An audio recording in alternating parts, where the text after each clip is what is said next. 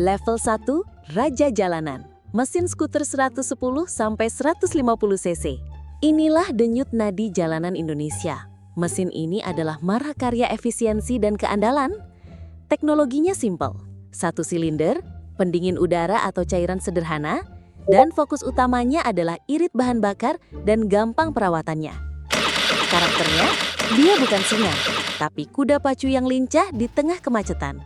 Tenaganya cukup untuk membawa kita menembus gang sempit dan stop and go tanpa bikin dompet nangis. Dari Honda Beat sampai Yamaha NMAX, mereka adalah pahlawan tanpa tanda jasa di kehidupan kita sehari-hari. Naik 1 tingkat. Level 2, si mungil efisien mesin city car atau LCGC. Ini adalah langkah pertama banyak keluarga Indonesia ke dunia roda 4. Mesinnya biasanya 3 silinder, sekitar 1000-1200 cc. Kenapa 3 silinder? Getarannya memang sedikit lebih terasa, tapi untuk efisiensi bahan bakar, dia juaranya. Karakter mesin ini adalah pelari maraton, bukan sprinter. Dia nggak akan kasih kamu tendangan di punggung saat gas diinjak, tapi dia akan dengan setia membawa seluruh keluarga dari titik A ke B dengan biaya paling minimal. Toyota Agya, Daihatsu Ayla, Honda Brio Satya, mereka adalah gerbang menuju mobilitas yang lebih nyaman. Level 3, tenaga keluarga, mesin MVP dan SUV 4 silinder.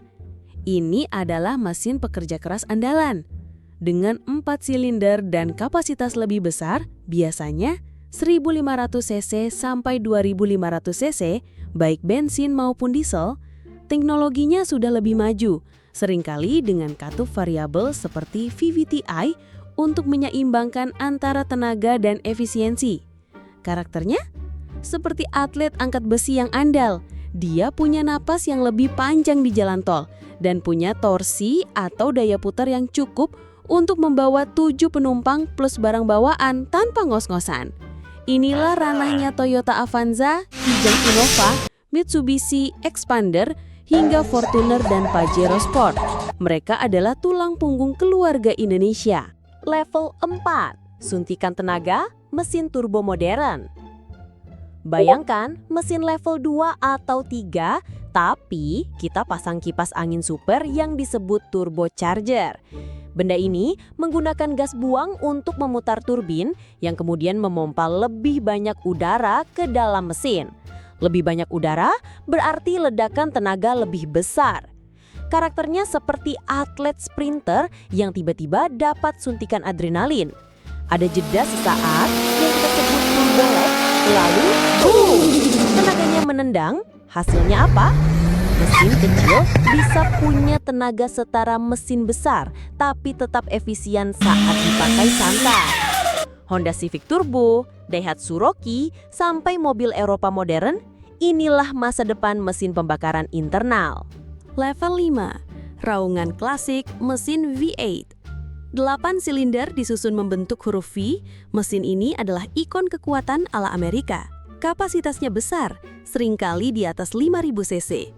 Tujuannya bukan efisiensi, tapi torsi instan dan suara yang membuat bulu kuduk merinding. Suaranya itu seperti raungan monster yang baru bangun tidur. Karakternya brutal, jujur, dan penuh drama. Setiap injakan gas terasa seperti ledakan kecil di bawah kap mesin. Tenaganya datang dari bawah, besar dan melimpah. Ford Mustang, Chevrolet Camaro, mereka bukan cuma mobil, mereka adalah sebuah pernyataan. Level 6, puncak rekayasa, mesin V12 supercar dan hypercar hybrid. Kalau V8 adalah rock and roll, maka V12 adalah sebuah orkestra simfoni. 12 silinder bekerja dengan sangat seimbang, menghasilkan tenaga yang luar biasa halus dan suara melengking di putaran tinggi.